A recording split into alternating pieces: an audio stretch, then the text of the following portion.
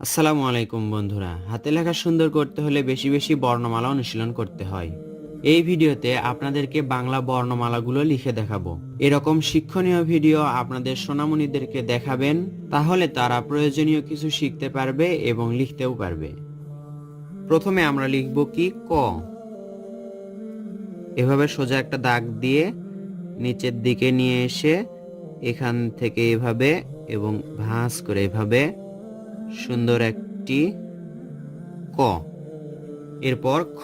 খটা কিভাবে দেখুন, দাগ থেকে একটু নিচে এভাবে গোল করে উপর দিকে তুলে দিতে হবে।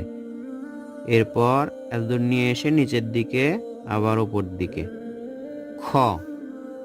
এরপর গ। গ কিভাবে লিখতে হয়, এখান থেকে এইভাবে উপর দিকে গিয়ে ঘুরে এই তো গড় শেপ, এবার নিচের দিকে সোজা করে গ। এরপর ঘ। ঘটা কিভাবে, আগে মাত্রাও দিতে পারেন অথবা এভাবে লিখতে পারেন, এইভাবে এই তো নিচের দিকে ঘ। এরপর উটা দেখুন সহজ, এইভাবে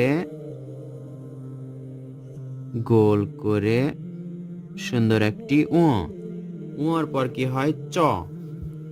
চ দেখুন এইভাবে মাত্রা আগেও দিতে পারেন অথবা পরেও দিতে পারেন, সোজা করে দিয়ে এইভাবে একটু বেশি করে তুলে এইভাবে সুন্দর একটি চ মাত্রা দিতে হবে।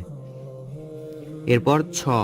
ছ করতে আমরা লিখতে এইভাবে একটি ছোট্ট চ আঁকবো। এরপর এখান থেকে এইভাবে ঘুরে নিচের দিকে এতদূর পর্যন্ত নিয়ে এসে এইভাবে ছ। এরপর বর্গীয় জ। কিভাবে, এইভাবে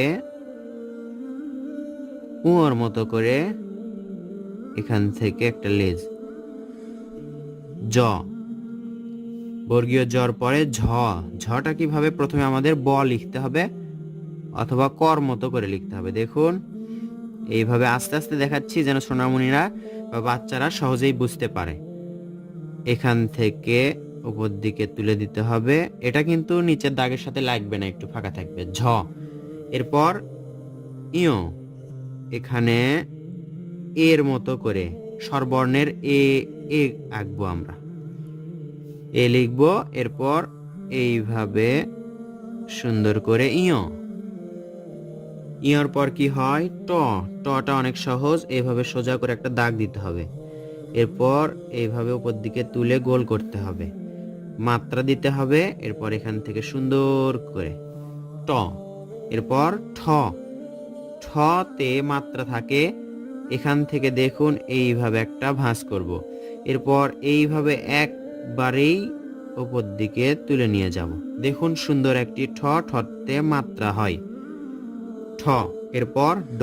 ডটা কিভাবে, সোজা নিচের দিকে এইভাবে উপর দিকে একটু এইভাবে ঘুরে সুন্দর একটি ড, ছয়ের মতো, উপরে শুধু মাত্রা।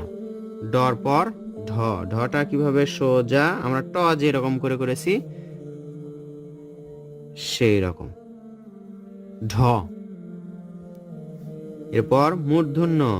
মূর্ধন্যটা এখান থেকে গোল করে, গোলটা সুন্দর হতে হবে এইভাবে নিচের দিকে মূর্ধন্য।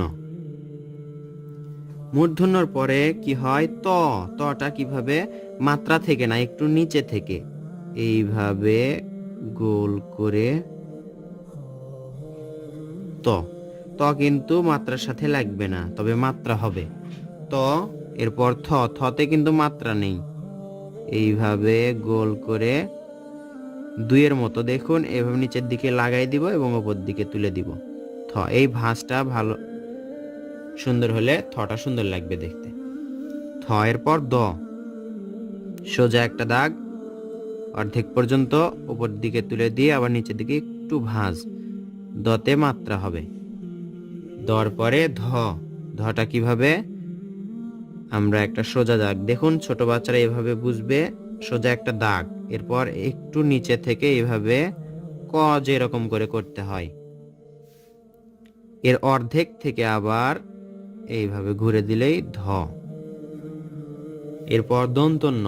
দন্তন্যতে মাত্রা থাকে, সোজা একটা দাগ দিলাম, নিচের দিকে নিয়ে আসলাম, এইভাবে ঘুরে সুন্দর একটা দন্ত ন, ত থ দ ধ দন্ত ন।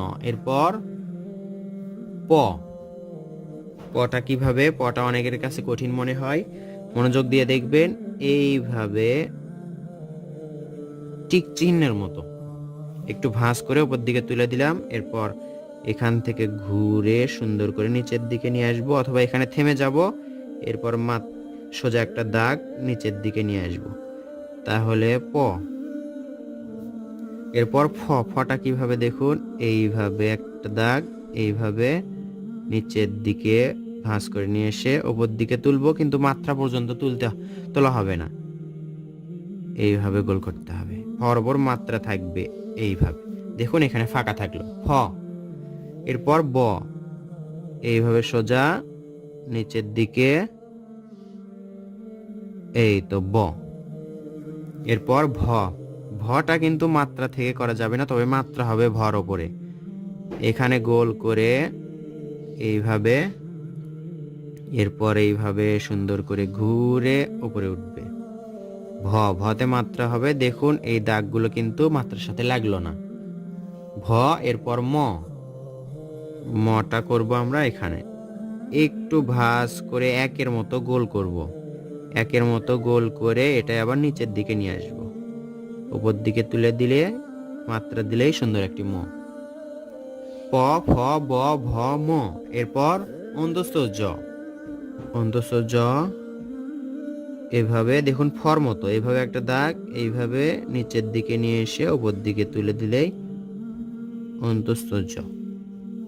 এরপর র, সোজা দাগ, এভাবে নিচের দিকে ব, ক আমরা যেভাবে করেছি সেই রকমই র, রতে শুধু একটা ফোঁটা হবে র। এরপর ল, লটা কিভাবে, এইভাবে মাত্রা দিয়ে নিচের দিকে নিয়ে আসবেন, একটু মাঝের থেকে একটু উপর দিকে উঠবেন, এভাবে গোল করে আবার আরেকটা গোল করবেন, এই গোলটা কিন্তু একটু বড় হবে ল, তাহলেই লটা সুন্দর দেখা যাবে, মাত্রাটা একটু বের করে দিলে ভালো হয়। এরপর তালবর্ষ, এখান থেকে এইভাবে একের মতো করে এই দিকেও আবার ঘুরে নিয়ে, এই তো তালবর্ষ।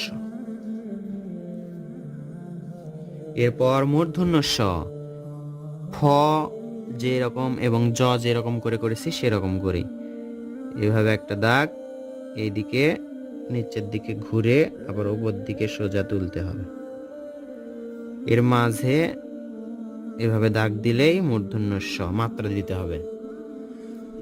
এরপর দন্তস্ব, দন্তস্বটা কেমন, এইভাবে এখান থেকে একটু ভাঁজ করে উপর দিকে তুলতে হবে, তারপর এখান থেকে নিচের দিকে এবং সোজা উপর দিকে গিয়ে মাত্রা হবে দন্ত স। এরপর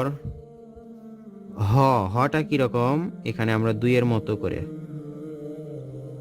এখান থেকে একের মতো করে এইভাবে ঘুরে, এই তো দেখুন হতে মাত্রা হবে।